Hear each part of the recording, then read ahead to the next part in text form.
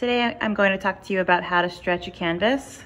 So things you'll need are the canvas, the stretcher bars, 18-inch and 24-inch, 2 of each. The gesso, you should have some of that in your kit, and there's more in class. This is in the classroom, so are these. And here are a couple of things that you should get on your own. One is just a little container to put the gesso in as you're mixing it. Scissors, and this is optional. I wear gloves when I do this because I don't want my nails to get paint on them. And so that's not necessarily though, but find yourself these things and everything else should be there. So first of all, how do you go about loading the staples into this? On the back of the staple gun, there is a notch. If you push down, you see how that pushed the metal down? Then pull it this way and it comes out. Okay, you take the staples, you load it down the barrel, like a gun, I imagine. And then you take the spring-loaded pusher and put it in where the staples are. Push down,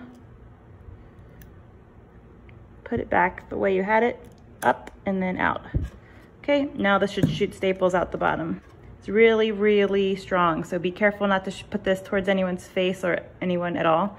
You can actually shoot these into walls. It's a real gun, watch. It just popped out. I don't know if you saw it, it landed on my leg. But I can staple my carpet. See? So nothing to play with.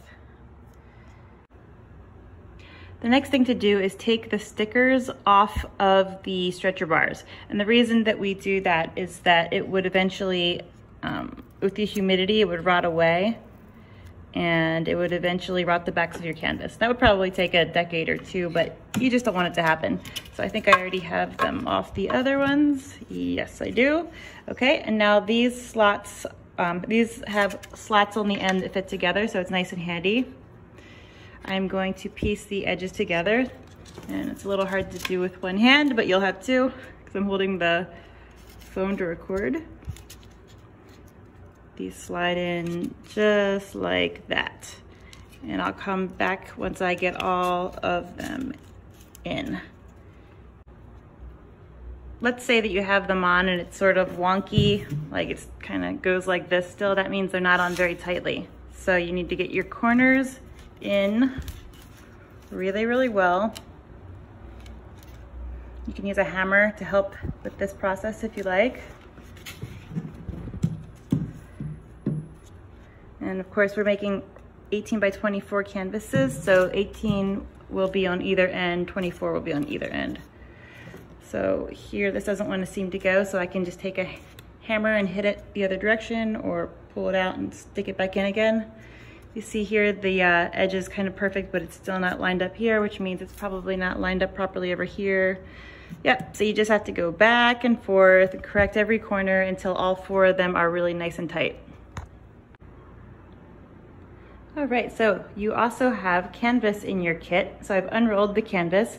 You can see that it's really long one way, but the shorter way, it is, we got 5 feet plus 2 inches, which is 62 inches across. All right, so we need to cut our canvas to go to our, around our stretcher bars. Once we have our stretcher bars nice and tight like mine are here. And you need to be able to curl this around to the other side. So you can see that it's behind right now, and you have to curl it around the side and to the back. So I've left an inch here. An inch is the least amount I could add onto the side here to make it fit around the back. Okay, you can have more, but you can't have less, all right? Now let's say in the future you're building stretcher bars that are bigger and maybe they have more of a depth to them, and you're gonna have to leave more space here because it'll have to wrap around further, right? But right now, we have 18 by 24 inch stretcher bars here, so it doesn't make sense with our 62 inches across. All right, so as I mentioned, 1 inch is the least that I can leave and still be able to stretch this on either side. but because we have 62 inches instead of just 60, we don't have to be as tight as that because we're gonna fit 3 across here, and they'll need to be at least 20 inches each, but they can be a little bit more because we have those extra 2 inches to spare. So I've given myself 1.5 inches here, 1.5 inches here, and I've marked where 1.5 inches is along there. So if you don't, you can use the rulers in class. If you're doing this at home, you'll need a ruler or you'll need a measuring tape, okay? Next, I'll cut these out. With these stretcher bars, you have a lip on both sides of the stretcher. So you can see there's a curve here and there's a curve on the other side as well. But if you end up buying other stretcher bars at some point, some only have a lip on one side. And so it's important to have the lip on the side that faces the canvas. So you'd want it to be on the down side here. It doesn't matter, this side doesn't matter. These stretcher bars have it on both sides, so you can't really mess it up. But keep that in mind for the future. And it will also be very important if you take advanced art and media projects with me in the future and do a painting course and do a painting project, because in that class I'd be happy to teach you how to build stretcher bars from scratch for larger paintings than this, using lumber and hardware and miter saws. So with that, you're going to be creating a lip out of your own, and that will just be on one side. But for now, if you're using the stretcher bars from the kit, you shouldn't have to worry about that. So the next stage is to adhere the canvas to the back with the gun. All right, so we're gonna make sure we've got this placed in the right spot, and I've got 1.25 inches or however much you've decided to leave yourself all the way around. And now we are going to shoot first in the middles. So we're gonna always go straight across from what we've done last, because this is a little bit like if you could imagine stretching a drum. You want it to be really taut. So I'm using my feet because I don't have an extra hand here. I'm holding the phone to record this, okay?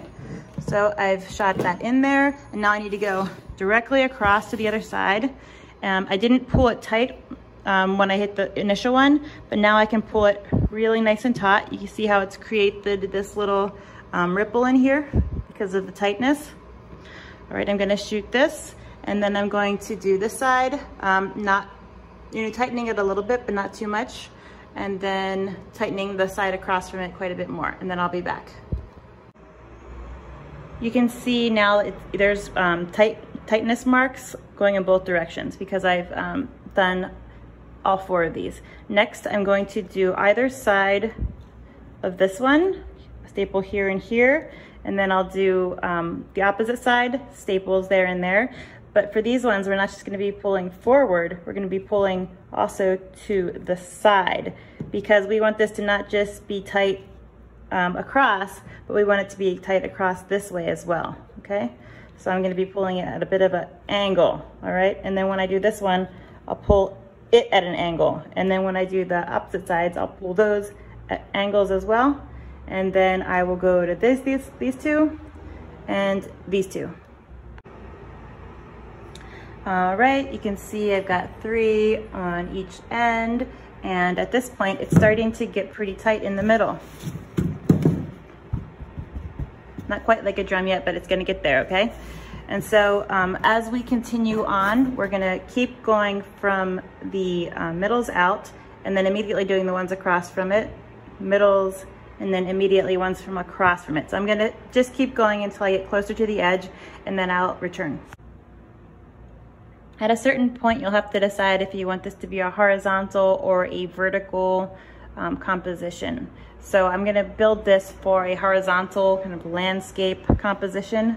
And what that means is that when I get to about this far from the edge, I need to stop putting staples in, because I need to be able to hold this out to do the fold and have the fold be on the bottom. And so because I want the bottom to be the long end and the top to be the long end for a horizontal composition, it means that that will be the one where I leave space here.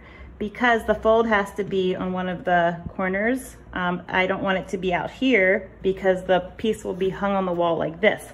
So if I have it on the bottom, it will be hidden from the viewer. Okay, and I'll show you how to do the fold in a minute. But my point right now is just because I want the fold to be on the top and the bottom, and I want the top and the bottom to be the long end, I should stop putting staples in at about this far on each corner on the top and the bottom, all right? And I can continue doing staples all the way down the sides of the short ends because they are not gonna have the fold on them. All right, I taped the phone to myself, so I'm hoping it won't fall and I'll be able to show you with both hands how to do this corner, okay? All right, so I've gone all the way to the edge on the short side because I want this to be a horizontal, and I've left the bottom, which is the long side, not done all the way to the corner, okay? So what I need to do in the corner here is a folding technique that's very similar to hospital corners. So if you've ever gone to a hotel and you notice that the sheets are really tight because the top sheets are folded in the backs, that's the hospital corner. Years ago, I was working as a housekeeper at a hotel, and I learned how to do hospital corners, and I thought, oh my God, that is exactly like stretching a canvas, okay? It's just like the corners.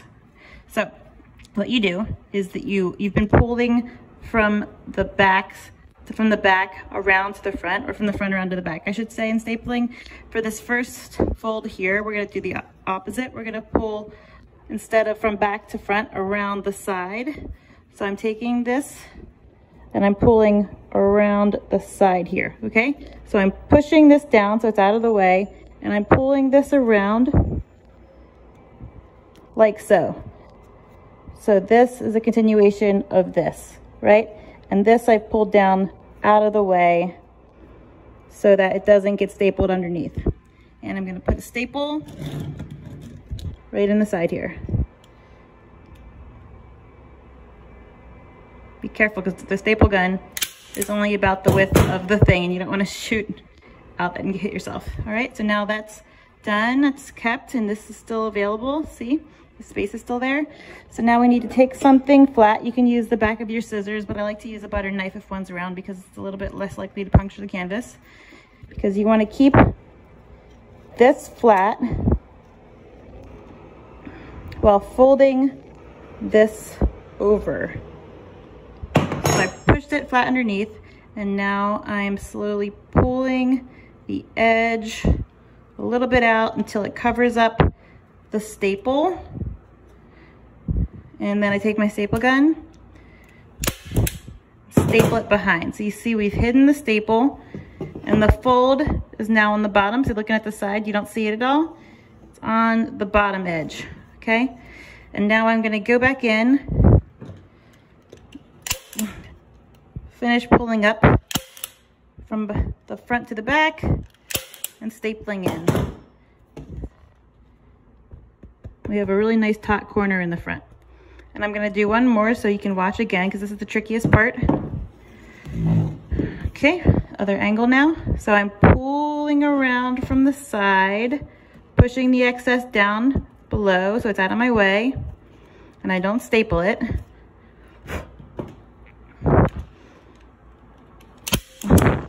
Putting a little staple in, and there I want a little bit of a diagonal, which I didn't mean to do, but it should be fine. And we're smoothing that. And now I need to pull this back towards the corner by unraveling it a little bit at a time, unrolling it a little bit so that it's straight up against the edge, pulling it around back. Oops, it's a very short piece, so I've got to be careful here so I can get the staple in. See why it's so important to leave at least an inch and a quarter, because it gets a little tight. All right, and I'm gonna pull up.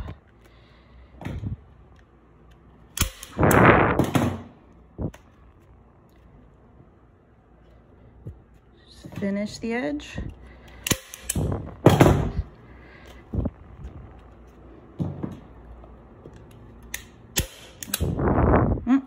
And if a staple goes in the wrong spot like that, you can see it's sort of sticking up in the edge, right in the corner where you would see it from the side, and I don't want that.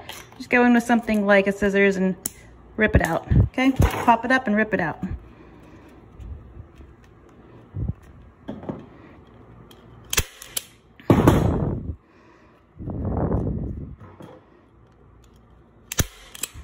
if a staple kind of sitting up a little bit, like this one is, I can hold it again. This one's sticking up a little bit. You can just take something like a hammer, or I'm going to take the back of this knife.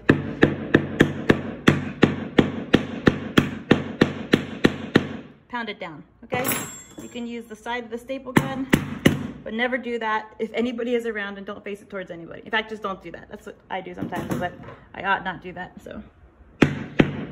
That's gonna get it right, okay? I'm gonna do all 4 corners and then I'll be back. All right, so I finished all 4 corners, and then I did my first layer of gesso on here. And so for the first layer of gesso, you're going to just take something like a salsa jar that's empty, or this was yogurt, I think. Just take something to mix your gesso, which we will remember is basically acrylic, with water. And so I did that. I mixed about 1/3 gesso, 2/3 water, and I applied it to my canvas. It's already like all over there. Now it's important to make sure to tighten your gesso really well so you don't get little clumps in there, like dried little bits. So I gessoed the top of this in its entirety. I gessoed the sides, and there's a couple of reasons why we do the gesso mixed with water for the first layer. The second layer will be half water and half gesso. So remember, this was about 2/3 water. Let this dry. Second one will be about half water, half gesso, and the third layer will be only gesso. And that's all you have to do, 3 layers for most of the time. If you ever want to have a really glassy surface, when we get into the glazing method later in the semester, you might want to have a glassy surface because it will make it a little bit easier. You can do a 4th layer of gesso, really build it up, and then sand it with really fine sandpaper to get it glassy. And that will remove any kind of little texture you see in here, all right? But for now, 3 layers is fine. And one of the reasons that we do gesso is, like I mentioned before, to protect the canvas from the oil paint. But the reason we start with part water is because we want this to really soak in, not just sit on top, but really, really soak in. So as you're applying it, you're gonna wanna kind of scrub it into the fibers.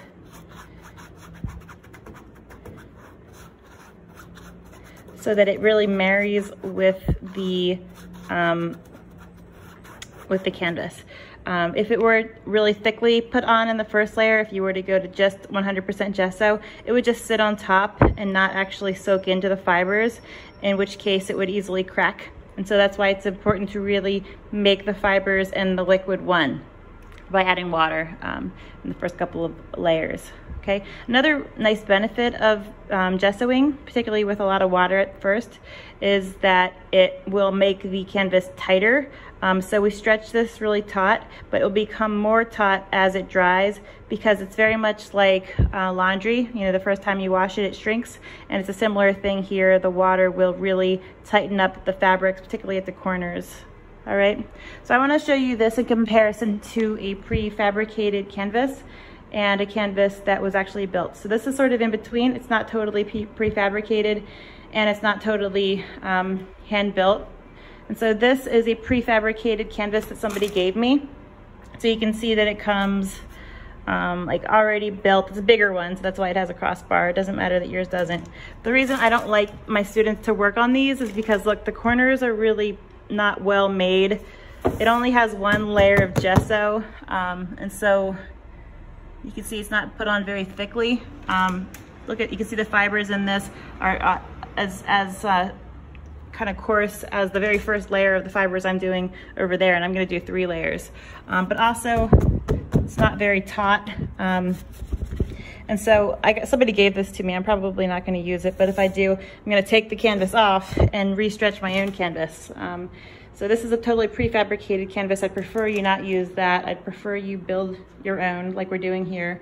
But with the ones we're doing in painting 1, you're actually using prefabricated bars. Remember, we put them together early on. Later on, if you continue painting, I'll teach you how to build stretchers. Here's one, and I will, let me go over here. This one will be easier to take down.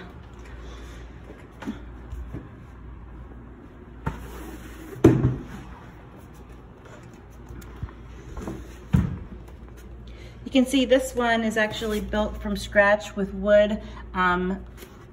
It's mitered together at the edges, and you can't see it because it's already stretched, but on the other side there is hardware holding it apart, holding it together. And so this is a significantly stronger canvas than the ones that we're building, and also stronger than, much stronger than the totally prefabricated ones like this. But for this size, 18 by 24, it's not a problem to work with prefabricated stretcher bars, as long as you build everything else, you know, do the actual wrapping and gessoing yourself. It's still gonna be really archival because it's such a small canvas that it is still stable, whereas something that size, if it were to be a prefabricated canvas or one built with the stretcher bars that we're using, it would not at all be stable, okay? So the next thing you'll be doing here after this dries, I'm not going to make you watch this in the video because it's really quite clear what you're supposed to do next. Just let it dry, do another layer that's half water, half gesso, let that dry, and then the third layer will be totally gesso, and if you need a fourth layer, go for it. You can decide whether you want to build all of your stretcher bars for the whole semester now, all at once, and kind of get it out of the way like an assembly line, or if you would rather do it one at a time per painting. The benefits of doing it one at a time per painting is that you can decide if you want one to be vertical and then the next one to be horizontal. You don't have to decide, you can have all in advance. If you do a painting on a horizontal, kind of a canvas that was meant to be horizontal and actually do a vertical, it's not the end of the world. People probably won't notice the little folds here in the corners, but it's just a really nice touch to have the folds in the right spots. If you decide to make them all at the beginning and it doesn't end up that way, it's okay. All right, if you have any questions, post them.